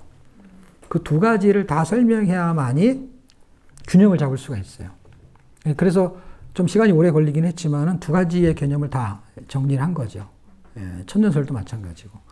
그랬을 때 9장에서 인을 치지 않은 사람들에게만 해당이 되는 게 황충이에요. 인을 치지 않은 거. 그렇게 써 있어요. 9장 읽으면. 요한계시록 9장을 읽어보게 되면 이제 황충을 통해 갖고 첫 번째 화가 임한다는 거예요. 근데 두 번째, 세 번째로 가면 일곱 대접이 그 세 번째 화에 집결돼 있어요. 그래서 이제 나팔에 이제 마지막 나팔에 해당되는 그 두세 개가 첫 번째와 두 번째와 세 번째하고 연결이 돼요. 그래서 이제 마지막 나팔이 불게 되면은 그 다음에는 이제 일곱 재앙이 한꺼번에 이루어지게 되거든요. 이게 여기서 설명하고 있는 것이 지금 요엘서에 설명하고 있어요. 왜냐하면 여호와의 날 그러면은 6장에 하나님의 진노의 큰 날이 이르며 그러면 그 진노의 큰 날이 성경은 진노의 날이라고 하는 신약 성경의 말이 지금 요나서에서는 여호와의 날, 야훼의 날을 말하는 거예요. 그것이 진노의 날을 말하는 거예요. 그 진노의 날을 초림과 재림을 중복되게 쓰고 있는 건데 그 당시 구약시대 당시의 사람들은 예수님이 오신다고 했을 때 한 번 오든 두 번 오든 그냥 오신다로 바뀌는 설명을 못해요. 왜냐하면 예수님이 오시는 거예요. 초림으로 오는 거나 재림으로 오는 거나 다 오시는 거야. 그래서 이게 중복되게 설명을 해요. 그래서 여호와의 날은 사실은 이스라엘 백성한테는 그 당시에 그들이 죄악을 저지른 거에 대한 심판을 말하는 한 부분이 있고 종말적인 심판을 말하는 부분이 있어요. 그게 2장과 3장에 낑겨있는 2장이 그것을 아우르는 거 어떻게 해요? 너희에게 당할 심판을 해결할 수 있는 방법과 우주적으로 여호와의 날은 우주적인 심판을 말해 스바냐서와 같은 이야기예요. 근데 그거는 한 권을 말하는 거고 여호와의 날이라는 단어 하나가 한 권을 설명하는 책이 스바냐서고 이거는 여호와의 날이라는 것을 통해 갖고 종말에 예수님이 재림할 때 이 자연적인 현상이 나타날 때 해, 달, 별들이 핏빛이 되는 거 있잖아요. 그게 예수님이 십자가에 달리실 때도 그 현상이 나타났어요. 예수님이 다시 오실 때도 그 현상이 나타난다고 써 있어요. 그러니까 예수님이 임재할 때 나타나는 자연 현상이 해, 달, 별들이 기능을 잃어버릴 때 잠깐이라도. 그래서 갑자기 어두워졌던 것이죠. 예수님이 돌아가실 때. 그래서 그런 이야기가 그럼 써 있냐? 당연히 써 있죠. 제가 말하는 그런 분위기 때는 그런 문학적인 연출을 해야 되기 때문에 그렇게 써 있어요. 그들이 잘 보십시오. 지금 제가 말한 대로 기억을 하고 저자들이 그걸 기억했다가 해와 달과 별들이 이때는 분위기가 종말이야 하면서 쓴 게 아니라 그때 하나님의 계시를 받은 사람이 썼을 때 자기가 깨달은 걸 쓴 건데 이 사람들이 2000년에 썼든 1000년 전에 썼든 그 내용이 일치한다는 거예요. 그 분위기를 문학적으로 다 동일하게 맞추고 있다는 거예요. 놀랍게도. 왜? 저자가 한 명이기 때문에. 성령의 역사로. 문체와 그 흐름만 다른 것이지 내용의 효과와 초점은 동일성을 갖게 되는 것이죠. 그래서 요엘서에서는 제가 깨달은 게 뭐냐면 어쨌든 여호와의 날이 움직여요. 그런데 그 가운데 있는 게 키야. 키가 뭐냐면은 황충을 종말로 볼 수 있고 그 시대에 실제 나타났던 사건으로 볼 수도 있어요. 역사적인 사례가 실제 일어났어요. 그런데 이게 개인적이든 우주적인 종말이 오든 여기서 해결할 수 있는 점은 딱 한 가지밖에 없다는 거예요. 이 두 가지에 봉착하더라도 이걸 해결하는 게 종류가 따로따로 있는 게 아니라 그냥 딱 한 거야. 이스라엘 백성도 회복할 수 있는 것도 이 장에서 한 가지. 종말적으로 완전히 무너질 때도 회복할 수 있는 게 딱 한 가지. 니느웨 성이 구원받을 수 있는 것 딱 한 가지. 이스라엘 백성이 구원받을 수 있는 것 딱 한 가지. 이거란 말이에요. 이게 여기에 포진하고 있는 거예요. 1, 3장이. 그래서 이 장에서 하는 게 뭐냐면 회개하면은 회복이 된다는 거예요. 근데 회개를 어떻게 해야 되느냐를 쓰고 있어요. 그러니까 회개를 어떻게 해야 되느냐가 굉장히 중요해요. 왜 어떻게 하냐가 굉장히 중요하냐면 회개하는 척하는 회개가 있대요. 그래서 회개하는 척 회개는 뭐냐면 옷을 찢는 거예요. 그래서 요엘서에서는 그 옷 찢는 거 그거 이제 그만해. 옷을 찢지 말고 마음을 찢으라는 거예요. 그러니까 진심으로 회개하라는 의미겠죠. 옷을 찢는 것도 회개하는 표현인데 정말 회개를 했다면 마음을 찢는 것 같은 것으로 표현됐으면 좋겠다 이 말이에요. 근데 지금까지 말 안 두고 인간들이 청바지를 찢어 입고 다니는 거예요. 그렇게 그때부터 찢지 말라고 그랬는데 끝까지 찢어가지고 그걸 마음을 찢으라고 했더니. 그리고 세상 패션은 옷을 찢는 거고 하늘의 패션은 마음을 찢는 거예요. 하늘의 패션. 그래서 여러분들이 겉모양은 이렇고 저렇고 할지 모르지만 하늘의 패션을 갖고 있는 사람들은 아름다운 거야. 패션이니까 그게. 시대의 패션이 있잖아요. 옛날에는 청바지 찢어 입고 다니진 않았잖아요. 그냥 찢어지면 꼬매 입었지. 지금은 멀쩡한 걸 찢어 입잖아요. 그게 패션이니까 그런 거잖아요. 그럼 하늘의 패션도 있을 거 아니에요. 하늘의 패션은 어떤 거예요? 눈에 보이지 않지만 굶주리 여기는 마음이 있는 게 아까 지금 제가 요한계시록 좀 성경 안 읽었지만 요한계시록 9장 기억나시죠? 9장에 보게 되면은요. 에스겔도 9장 있죠. 그래서 외우기가 쉬워요. 제가 머리가 좋아서 외우는 게 아니라 에스겔도 9장, 요한계시록도 9장. 9장에 보면은요. 그 하나님의 백성들한테 이은을 치라고 하는 게 나오는데 거기서 이은을 치라는 게 나와요. 그것을 아마 인용했을지도 모르겠다라는 생각이 들어요. 물론 그걸 인용했다는 말을 쓰고 있지 않아요. 그렇지만 어떤 사람한테 이은을 치느냐 할 때 여기는 이은을 받은 사람, 그러니까 하나님의 이은을 받은 사람은 해하지 말고라는 거예요. 요한계시록은. 그러면 하나님의 이은을 쳤을 때 하나님의 이은은 어떤 사람에게 쳤느냐의 얘기를 에스겔 9장에서 하는 거야. 그러니까 하나님의 이은을 쳐진 거에 대한 결과치를 말한 거고 요한계시록은. 그럼 칠 때 하나님의 이은을 칠 때 그냥 홀수로 치겠다 그런 거 아니잖아. 번호 5번 5번째마다 치겠다 이런 게 아니잖아요. 그럼 기준이 있을 거 아니에요. 그 기준을 요한계시록은 설명을 안 한다니까요. 아까 같이 선지서가 말하는 것과 역사서가 말하는 것과는 다르다니까요. 그거 낑겨서 읽을 필요가 없다니까요. 분위기가 전혀 다르기 때문에. 왜냐하면 이미 에스겔의 분위기를 알고 있는 사람은 요한계시록 읽을 때 그냥 이해를 하는 거예요. 이인을 쳤다 그러면 어떤 사람에게 쳤겠지. 다 아는 거죠. 이미 다 설명을 했으니까 그 전에. 우리가 공부가 안 돼서 학생들 모르는 것이 하고 나면 순서대로 하고 나면 다 아는 거예요. 근데 그들은 이미 그걸 경험을 했기 때문에 반복해서 설명을 또 할 필요가 없는 것이죠. 어떤 사람에게 인을 쳤느냐? 이렇게 살면 안 되는데. 이러다가 망하는데. 이러다가는 정말 이 나라가 망하고 이 하나님이 진노하실 건데. 근데 불법이 성행했기 때문에 그걸 깨닫지를 못하는 보통 사람들은 죄 속에 있으면 죄인지를 모르니까 이렇게 살면 안 되는 데를 자각할 수가 없는 거예요. 근데 그걸 자각하는 사람이 있다는 거야. 이건 잘못된 건데. 그래서 그렇게 사는 사람을 궁일이 여기면서 막 궁일이 여기는 자 하는 그 팔복에 나오잖아요. 그런 팔복에 있는 사람이 왜 복되냐면 그걸 궁일이 여기는 사람이 하나님의 마음을 가진 거예요. 그래서 내 마음하고 똑같은 사람한테 인을 쳤던 거예요. 알고 봤더니. 우리가 똑같은 마음이 아니었어도 우리가 하나님의 인을 받을 수 있는 방법이 딱 하나 있는데 예수님이 그러한 마음으로 죽으셨어요. 그래서 그 예수님이 죽으신 거에 대한 동의하는 마음으로 믿는 사람, 그 사람에게 인을 친 거예요. 뭐가? 성령이 인치고 보증하셨다. 어디서? 에베소서 1장 12절, 13절에. 성령이 인을 치고 보증하셨다. 라는 거예요. 뭐를? 그분이 나를 위해 피 흘린 것을 믿는 사람들에게. 그것을 구약에서는 궁휼이라는 단어를 썼어요. 애통이 여기는 거예요. 그때 눈물을 흘리는 사람들. 저렇게 살면 안 되는데. 라고 하면서 자기도 그렇게 살려고 하지 않고 그렇게 사는 사람은 저렇게 살다면 지옥 갈 텐데. 저렇게 살게 되면 집안이 망할 텐데. 저렇게 살게 되면은 정말 하나님이 기뻐하지 않을 텐데 하는 어떤 기준이 있었을 것 같아요. 그 기준대로 살지 않았던 거에 하나님이 애통하는 그 마음을 동일하게 품은 사람들한테 인을 쳤다는 거예요. 그 사람들이 회개라는 단어로 요엘서가 설명할 때 회개는 그럼 어떤 사람이 하느냐? 어떤 사람? 성령이 임할 때만 한다는 거예요. 그러니까 구원의 방법을 요엘서가 쓰고 있는 거예요. 호세아서는 구원의 근거가 사랑이고 그 사랑이 나한테 임할 때 뭐가 임해야 되느냐는 거야. 하나님 나를 사랑했어 라는 게 아니라 하나님 사랑하면 나타나는 게 뭐냐는 거야. 그래서 어떠한 사랑, 이건 하나 찾아볼게요. 왜냐면 요한복음 여러분이 잘 알잖아요. 사랑. 요한복음 3장 16절 제가 암송했잖아요. 근데 요한 1서를 보셔야만 이게 확실해져요.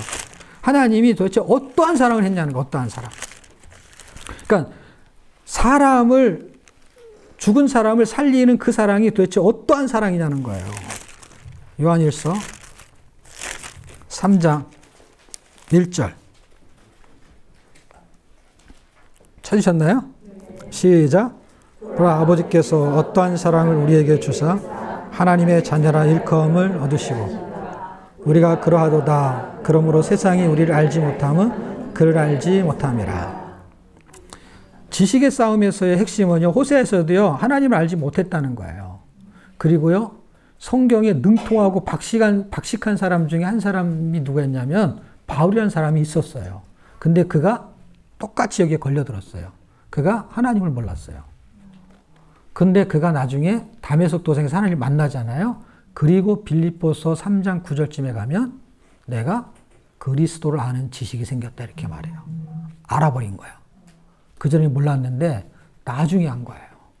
그러니까 바울도 이 지식이 없었던 거예요. 하나님이 누군지 모르는 거예요. 스데반이 살고 있을 당시에 스데반이 아는 하나님을 바울이 몰랐다 이 말이에요. 스데반이 아는 하나님. 바울이 아는 하나님과 스데반이 아는 하나님이 달랐다니까요. 그러니까 지금 구약성경에서 나오는 그 호세아서는 우리가 힘써 여호와를 알자 그거 아시죠 다. 4장이든 6장이든 뭐 안 펴봐도 다 알잖아요. 하도 유명하니까. 그러니까 그들이 하나님을 전혀 몰랐냐가 아니라 바울처럼 하나님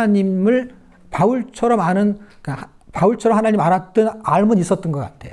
근데 그 성경에서 말하는 건 뭐냐면 지금 요한일서 3장 1절에서 말하는 거, 그 다음에 빌립보서 3장 9절에서 말하는 바울이 이제 내가 그리스도를 아는 지식이 생겼으니 하는 그 지식이 없었다는 거예요.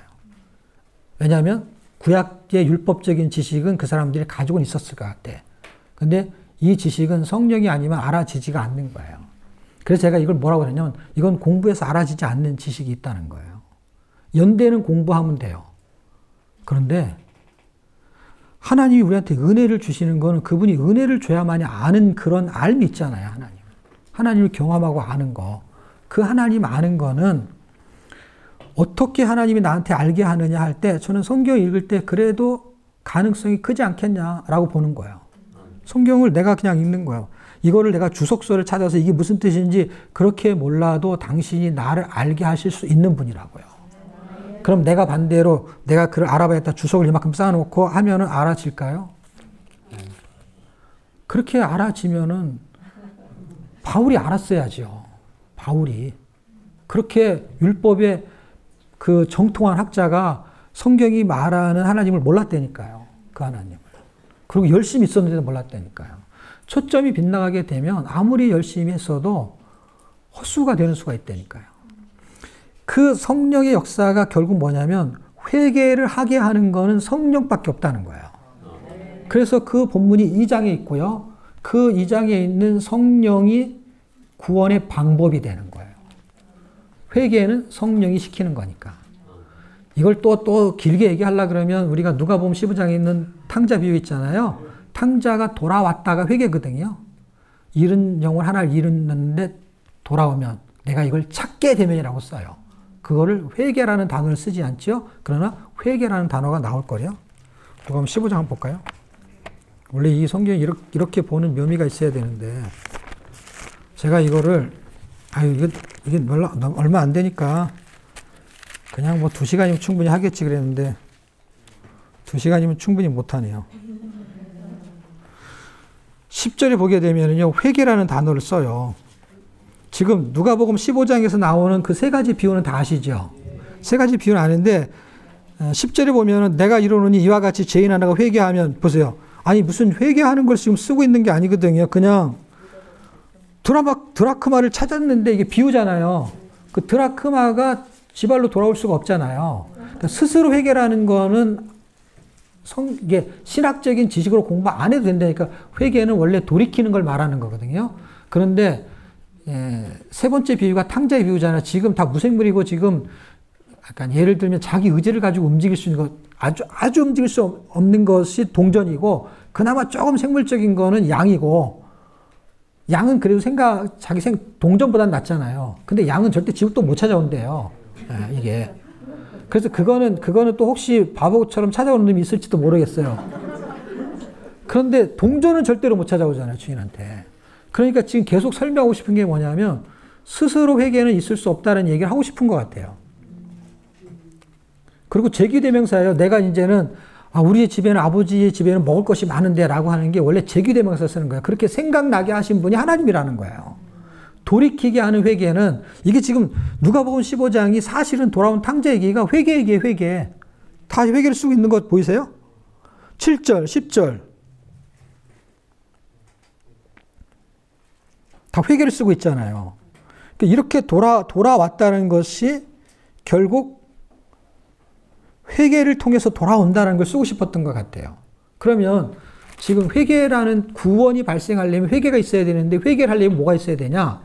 성령이 역사하지 않으면 회개가 일어나지 않는다는 거예요. 그게 사도행전에서 보여주고 있는 거예요. 그러면 벌써 이제 2가지가 됐어요. 자, 이게 5개 보세요. 호세아, 요엘, 아모스, 여바다, 요나 이렇게 5권이에요. 구원의 근거는 사랑이에요. 구원의 방법은 성령이에요. 성령. 그리고 주제도 성령이 원래. 그리고 오순절 다락방 성령의 역사가 이걸 갖다가 말하는 거예요. 자, 그랬을 때 예수 그리스도가 회개를 했을 때 어떤 사람이 회개하느냐? 여기서 뭐가 움직여요? 이제 이렇게 결과가 움직이는데요. 이게 과정이에요. 그러니까 하나님이 사랑하셨어요. 근데 회개를 시켜요. 근데 기준이 뭐냐? 하나님의 정의와 공의가 움직여야 돼요. 그래서 여기서 아모스하고 오바다가 움직여요. 그래서 아모스와 오바다를 움직이면서 그러면 실제로 그렇게 이 과정을 거쳐가지고 회개해서 사는 사람이 있느냐라는 건 사례잖아요. 그래서 구원의 표적을 말하는 거예요. 자, 보세요. 이거는 이제 적어 놓으세요. 요거는 5권이 이렇게 순서되니까 다 외워지겠죠? 구원의 근거. 호세아. 그건 사랑. 어떠한 사랑이냐? 아까 본 어떠한 사랑이냐 할 때 뭐예요? 예수를 죽이는 사랑. 아까 요한일서 3장 1절에 어떠한 사랑을 우리로 하나님 자녀 되게 했느냐 이 말이잖아요. 예수님을 죽이는 사랑이라니까. 그러니까 잘 보세요. 예수님을 죽이는 사랑인데 아까 제가 삼각형 얘기했었잖아요. 그러니까 하나님이 나를 죽기까지 사랑한 사랑을 말하는 거예요. 그래서 하나님이 야, 한 번만 만나줘, 한 번만 만나줘. 그러니까, 아, 싫어요. 나는 저기 세상이 좋아요. 막 이러는 그 갈등이 계속 벌어지는 게 성경 이야기예요. 그냥 이게 스토리가 다 이야기하는 거예요. 그러면서 계속 얘기하니까 확 집에 찾아가고 발렌타인데이인데 뭐 무슨 화이트데이인데 뭐 선물 주면서 만나달라고 집 앞에 왔는데 안 만나주는 거예요. 그래서 한마디 하고 가요. 하나님이. 확 죽어버리겠다고. 그래서 그냥 하는 말인 줄 알았지. 설마 뭐. 그리고 신경도 안 썼어요. 그냥. 근데 뭐 확 죽어버렸더니 겁이 나긴 하는데 그 하나님이 확 죽어버렸다 했는데 어느 날 죽어버렸네? 십자가에서. 그게 확 죽어버리겠다고 한 사랑이 어떠한 사랑이에요? 꽃 사주는 사랑, 영화 보여주는 사랑, 그런 사랑이 아니고 죽어버리는 사랑. 확 죽어버리는 사랑인데 예수님이 죽었지만 그게 하나님이잖아요. 그러니까 자기가 죽는 사랑을 어떠한 그 사랑으로 나를 구원시켰다는 사랑이에요. 은 30이 아니고 자기가 죽는 사랑. 그 생명의 값어치의 기준이 그렇다는 것이지 실제 그분이 죽어야만이 되는 사랑. 그래서 어린 양이 죽어야만이 유월절이 일어나는 사랑.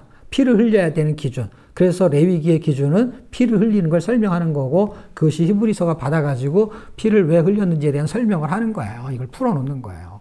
그러니까 의미 부여를 자꾸 하는 거예요.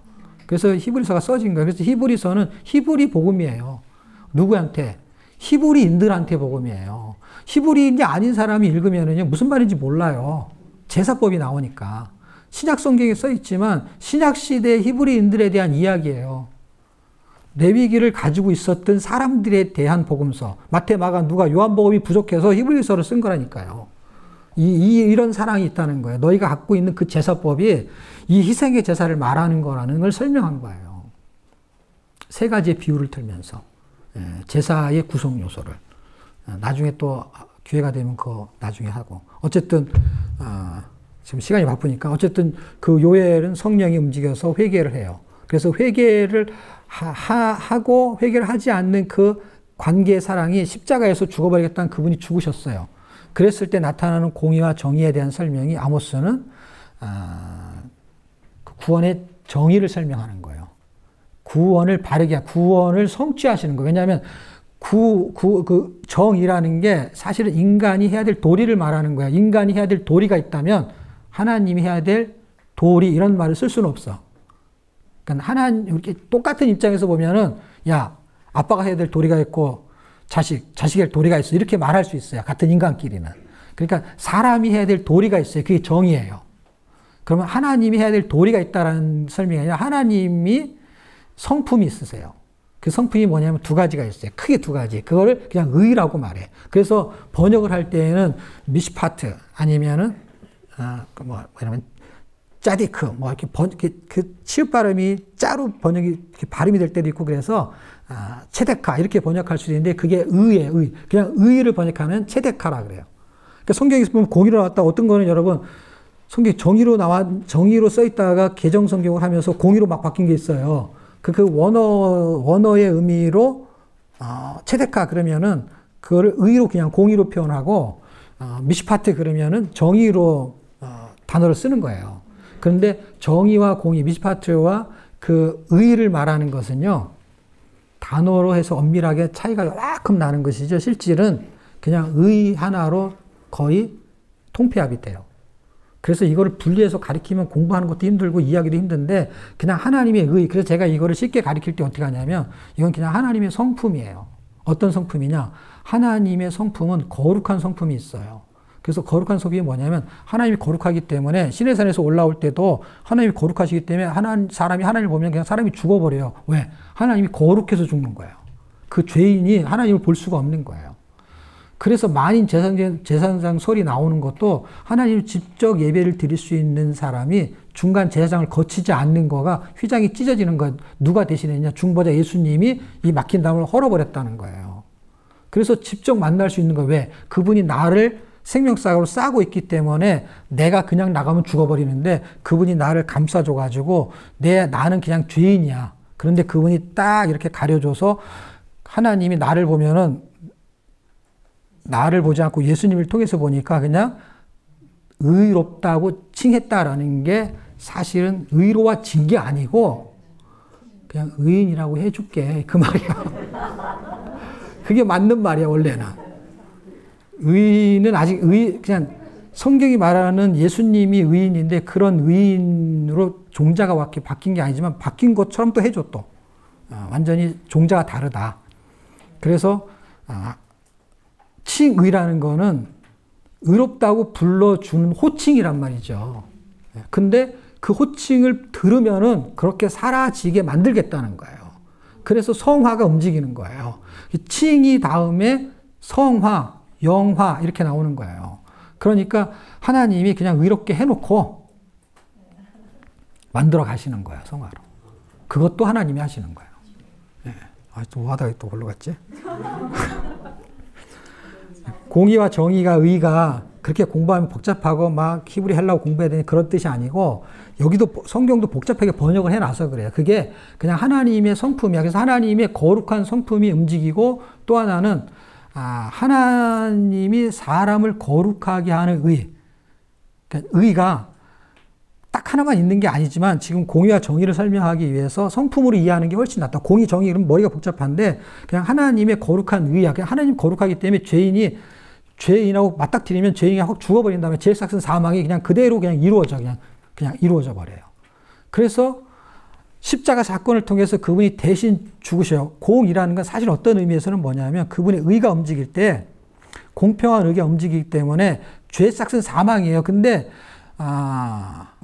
로마서 6장 23절에 보면은 죄삭은 사망이고 하나님의 은사는 그리스도 예수 안에 있는 영생이라고 있잖아요. 이게 한 절이지만 두 개로 분리가 되는 거예요. 죄악사는 사망이니까 우리는 죄악사는 사망인가요? 우리가 예수 믿고 구원받았어도 우리는 죄악사는 사망의 과정을 안 거치고 된 게 아니라 거쳐야 되는 거예요. 그러니까 죄악사는 사망인데 하나님의 은사를 입은 사람들, 뭐에 통해서? 구원의 근거와 구원의 방법에 의해서 이게 믿어지고 성령의 역사 때문에 믿어진 사람도 죄악사는 사망이기 때문에 이게 믿어지면서 죄악이 없어진다면 예수님이 나를 위해 죽을 필요가 없어요.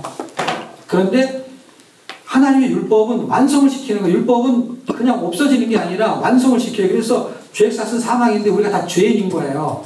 죄인인 건데 우리가 회개를 하고 구원의 근거인 사랑을 통해서 구원의 방법인 성령의 역사에서 내가 죄인인 걸 고백하고 당신이 진짜 나의 주인입니다라는 걸 했을 때 십자가 사건 속에서 내가 죽어야 되는 거는 발생을 해야 된다는 거예요. 그런데 그런 일이 발생하는 사람들, 궁일이 여기는 사람들에게 인을 친 그 사람들에게 대해서는 대신 죽어준다는 거예요. 그래서 그걸 대속이라고 해요. 대속물로 오셨다는 거예요. 그래서 이거를 믿는 사람한테만 발생하는 거예요. 모든 인류를 위해서 죽으신 건 맞는데 그걸 안 믿는 사람은 나를 위해서 죽은 게 아니야라고 하는 사람들한테는 그것이 회개가 아니기 때문에 나는 아무 잘못 없어 이런 쪽으로 가는 거하고 일맥상통하기 때문에 그들한테는 해당 사항이 없어지는 거야. 그들을 위해서 죽은 건 맞는데 그들에게 해당 사항이 없는 거예요. 그거를 하나님 나를 선택했냐 안 선택했냐 했을 때 그것을 예정론과 이전에 설명할 때 그렇게 믿어진 사람은 선택받은 거야. 그게 선택을 받아서 믿은 겁니까? 그렇게 돼서 선택을 받은 겁니까? 몰라요. 근데 그게 선택을 받은 거나 마찬가지인 거예요. 끝까지 예수를 안 믿는 사람은 선택을 안 받은 거나 마찬가지인 거예요. 그러면 예정론이 설명이 되는 거예요. 그리고 예지론도 설명이 되는 거예요. 왜냐하면 믿을 수 있는 시간과 여유를 줬으니까. 네가 선택할 수 있는 기회를 줬잖아. 네. 그러니까 나중에 이해를 할 수밖에 없는 거. 그러니까 논리적으로 신학적으로 공부하게 되면 머리가 복잡한데 머리가 복잡하다고 해서 예수 믿어지면 좋겠는데 머리가 복잡하면 믿어지고 안 복잡하면 안 믿어지고 그게 아니거든요. 그러니까 몰라도 돼요. 사실은. 정확하게 알아야 돼요. 연대 몰라도 되고요. 왕위는 몰라도 되고요. 그 다음에 신학적인 이야기를 정확하게 몰라도 되는데 알아지게 돼 있어요. 뭐가 알아지냐. 성령의 역사면은요. 고린도서 2장 성령이 우리에게 통달하게 하셔가지고요. 진리를 깨닫게 하십니다. 아멘. 하나님의 말씀은 이 말씀이 어떤 의도로 설명했는지를 깨닫게 하는 게 자의적으로 해석하게 만들지 않는다니까요. 자의적으로 해석하는 사람들은 자기가 편리한 대로 해석해요. 근데 성경이 우리한테 은혜를 주는 거는요. 내가 손해를 봐도 그렇게 할 수밖에 없는 것으로 가게 만들어요. 그 사람이 바보가 아닌 이상에는 그렇게 하면 안 되거든요. 근데 그렇게 할 수밖에 없는 거는 자기도 바보가 아니니까 계산하면 손해인 걸 알아요. 근데 그 방향으로 가는 거예요. 그 방향으로. 왜? 우리에게 은혜를 주셨기 때문에 은혜를 끼치는 거거든요. 제가 처음에 말통축제를 무료로 한 이유가 있어요. 그 이유가 뭐냐면 제가 신학교에서 공부할 때는 예를 들면은 학비를 내가지고 학비가 들어갔잖아요. 그러니까 뭐 예를 들면 박사학위를 따고 그러면 거기에 대한 지출되는 돈이 있는 거예요. 그걸 가지고 학문을 가리키면요 거기에 걸맞는 페이를 받을 수 있다고 생각을 해요. 그거만큼 든 거에 대한 지식을 전달하니까. 그래서 제가 성경에 일단 깨달은 게 있는데요. 이거는 아무리 생각해도 고생해서 깨닫는 게 아닌 거야. 아닌 거를 돈을 받으려니까 조금 민망한 거야. 이런 도표 이런 거 있죠? 이게 그냥 거의 저절로 되듯이 이게 그려진 거예요. 그러니까 이 성경이 뭐라고 했냐면 거저 받았으니 거저 주라는 거예요. 그래서 다 거저 줄 수는 없고 그래서 받는 게 이제 후원금을 달라는 거예요. 성경을 쓰고. 그래서 마음이 없는 사람은 안 해도 되고. 어쨌든 이걸 돈으로 책정하는 것은 진리의 가치를 훼손시키는 거라는 거죠. 그래서 하나님이 거저 줬으니 거저 받았으니 거저 주라고 할 때 거저 주신 은혜가 되게 많거든요. 지금 제가 말한 5가지가 주석을 보거나 공부를 해서 아는 게 아니라 책을 써놓고 강의를 해야 되는데 지금은 그래도 이것보다 더 시간이 짧은 거야. 막 한 12번을 막 1시간에 해야 되는 거예요. 그런데 기도를 했죠. 하나님 이걸 1시간에 세미나에 돈 받고 강의하는데 이걸 주저주저 이 얘기 저 얘기 하면은 이게 사람들이 무슨 얘기인지 모르겠다 하면 곤란하니까 이거를 한 번에 정리할 수 있는 거를 좀 지혜를 달라고. 그랬더니 12권이요. 저렇게 삼각형 3개로 정리가 되는데 지금 구원의 근거, 구원의 방법, 구원의 공의와 정의가 흘러가는데 그렇게 흘러가는 실제 사례가 뭐냐 할 때 요나서가 사례를 씁니다. 이게 마태복음 12장에서 실제 사례를 거론해요. 예수님이. 그래서 요나의 표적이라고 했어요. 제가 제목을. 요나의 표적으로 제가 정리를 좀 해야 될 것 같은데 이제 요나의 표적이 뭐냐면 그 시대에 가장 악독한 나라 중에 하나가 아수르. 그리고 그의 핵심적인 도시가 니느웨가 멸망하면 니느웨 성이 멸망하면 나라가 멸망하는 거예요. 그냥 예를 들면 그러니까 거기에 왕이 있는 거고 그냥 예를 들면 서울이 무너지면 그냥 다 무너지는 거예요. 부산에 가 있으면 되지 않을까? 부산에서 끼면 가지고 그리고 뭐 되겠어요. 끝나는 거죠. 서울 뺏기면 왕 잡히면 끝나는 거고. 근데 요나의 표적이 뭐냐면 요나는 절대로 가고 싶어 하지 않아요. 왜냐하면 그런 악독한 나라의 백성들이 자기가 복음을 전하면 예수를 믿을 것 같아요. 예수를 믿고 회개를 한다고만 하면 하나님은 어떤 분이 여기 성경 요나서 읽으면 하나님은 너무 인자해가지고 봐주세요. 그럼 확 봐줘버린다는 거야. 그래가지고 그걸 전하면 이놈들이 봐달라고 할 것 같아요. 그걸 봐달라고 하면 하나님은 그걸 금방 들어준다는 거야. 자기가 하나님은 봐달라고 해도 안 봐줄 것 같은데 하나님은 안 그렇다는 거야. 하나님의 성품을 요나가 잘 알고 있는 거야. 하나님은 인자하기 때문에 자비를 베풀고 이렇게 해줄 거라는 거야. 근데 그렇게 할 것 같은데 설마 이 사람들이 회개를 할지는 몰랐는데 회개를 하기만 하면 일만에 하나라도 회개를 하면 안 될 것 같으니까 아예 복음을 전하고 싶어 하진 않아요. 그래갖고 가장 멀리 도망을 가야 되니까 옆으로 가는 게 아니라 뒤로 저 멀리 다시스로 가는 거야. 근데 진혁이 다시 쓰니까 다시 스탑을 해가지고 앞에는 한글 뒤에는 다시 스탑. 그래가지고 이 사람이 도망가고 싶으니까 요바에 가. 항구로 가서 거기서 배로 가. 그 다음에 배 밑창으로 가. 그게 문학적인 표현으로 하나님과 점점 낯을 피해서니까 하나님 피해서 더 멀리 가고 싶은 비유적인 이야기거든요. 그리고 다시스 가는 배를 타는 것도 사실은 그 당시에는 스페인이니까 저쪽 서쪽 끝이야. 동쪽으로 가는데 서쪽으로 가는 거야. 근데 하나님이 그를 글로 보내기 위해서 물고기를 얘기하세요. 그래서 보내요. 그래서 할 수 없이 복음을 전하는데 선지서의 특성이 뭐냐면 하나님이 이렇게 해라라고 맡긴 것을 전하는 이야기가 써있는 이야기예요. 근데 너무 놀랍게도 딱 한 절만 하나님이 전하는 얘기가 딱 한 절만 나와. 그게 3장 4절. 나머지는요 복음을 선포하는 게 아니라 요나하고 실갱이 하는 이야기 전부야. 그래갖고 복음을 전하라 사명을 준 이야기는 하나밖에 없어. 어떤 거? 3장 4절. 40일 지나면 이 니네 성이 무너져. 결국 무슨 얘기예요? 40일 지나면 니네가 무너질 거야. 회개하면 살 수 있어. 이런 얘기도 안 해줘. 그냥 경고만 때리는 거야. 이 사람들이요 막 금식하고 난리가 난 거예요. 그 동물들까지도 다 금식을 시키는 거예요. 하나님이 감동을 먹은 거예요. 감동을 먹어가지고 이거를 용서해줘요. 그러자 화가 머리끝까지 남기고 뭐냐면 요나가 선교사가 선교하고 이렇게 결과가 좋을 줄 몰랐어요. 너무 전도가 잘 되는 거야. 전도가 잘 될수록 화가 난 거야. 이게 전도가 되면 안 되는데 이게 큰일 난 거야 이게. 그래갖고 하나님한테 대드는 이야기가 4장까지 했죠. 하나님이 그 악독한 니네 백성을 살리는데 3장 4절 한 절만 필요했어요. 그런데요 요나를 달래는데요 물고기 예비하고요 박농풀 예비하고요 너무 힘들어. 이 자연을 힘들어갖고 쟤를 어떻게 좀 해야 되는데 물고기 네가 쟤 좀 데리고 와야 되겠다. 물고기한테 사정사정 해가지고 그럴 일은 없겠지만 그냥 청탁을 해가지고 저기 좀 신부를 좀 가야 되겠다. 그래갖고 요나를 좀 잡아와라. 그래갖고 요나를 잡아. 그래가지고 사건이 벌어진 다음에 막 분이 풀리지 않았고 요나가 막 대드니까 저걸 어떻게 해결해야 되는데 해결을 할 거에 대한 그 교육 자료로 뭘 주냐면 분홍도 주고요. 그다음에 벌레를 예비하고요. 그 다음에 동풍을 예비하고.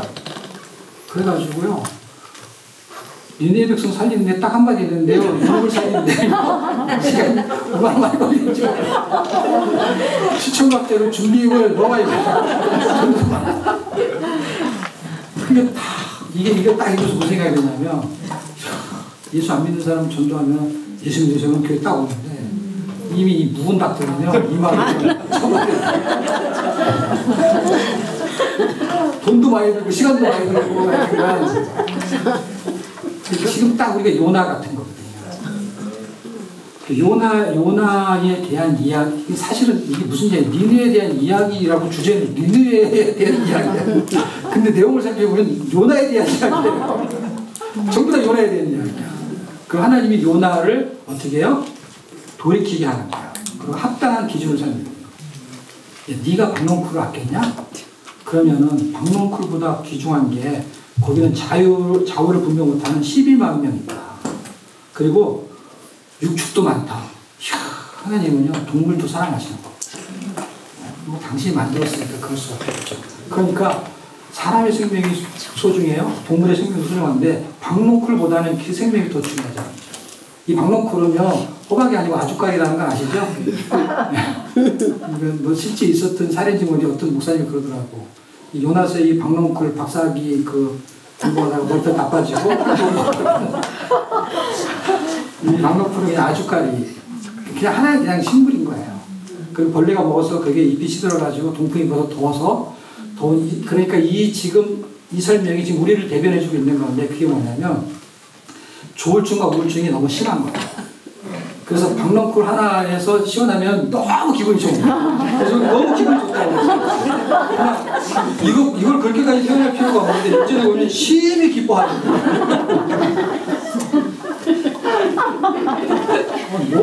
너무 그거 하네. 그런데 이 니느웨 백성이 살아나잖아요. 심히 분노했다. 뭐가 움직여요? 조울증과 우울증이 동시에 움직이고. 우리의 현 주소를 설명하고 있는 건데 우리의 모습도 별반 다르지 않고 지금 구원이 움직이는 거에 마태복음 12장에서 해주는 이야기가 그때 니느웨 복음을 전한 것을 뭐라고 하냐면 요나의 전도라는 단어를 써요. 여기는 전도라는 단어를 쓰지 않는데 예수님은 요나의 전도를 듣고 그 악독한 그 니느웨 백성들이 회개했다라고 써요. 근데 너희는 회개하지 않는다. 그러니까 이스라엘 백성이 니느웨 백성보다 더 똑똑하다는 얘기를 한 거예요. 근데 그 사람들이 그걸 다 알아들어요. 그래서 엄청 기분 나빠요. 왜냐면 생각해보세요. 너는 일본 놈보다 더 나쁜 놈이야. 기분 나쁘죠.